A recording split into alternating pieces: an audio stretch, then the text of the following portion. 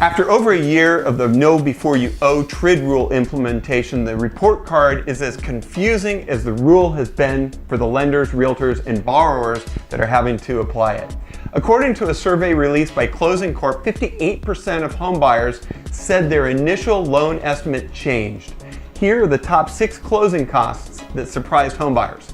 Number 1, mortgage insurance 24%, bank fees, points 23%. Number 3, taxes 22%, title insurance 21%, appraisal fees 20%, and fees paid by the buyer versus seller 20%. 23% of survey respondents said closing costs changed because of requests on their part, and 35% of recent homebuyers say their closing costs changed or were higher, the fees were higher than they originally had expected. 31% of buyers say they were not surprised about their closing costs because their loan estimates and closing fees matched. Wow, exciting, right? But realtors are expressing both support and frustration. Per the Ellie Mae July 2016 Origination Insights report, the average days to close held steady at 46 days, down from when the average days to close was at a high 50 days in January of 2016. Every day that can be shaved off of a loan cycle equals improved customer service, reduced lock extension fees, and an overall smoother process, which translates into more referrals for all of us. For many lenders, the tendency to over-document has become the norm as underwriters are pushing for it.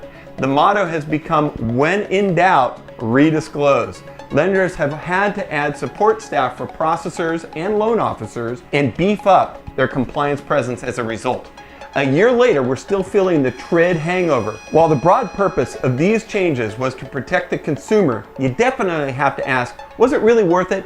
When you consider how the changes have potentially harmed the positive consumer experience, interest rates are on the rise, closings are delayed, and the credit requirements continues to get tighter.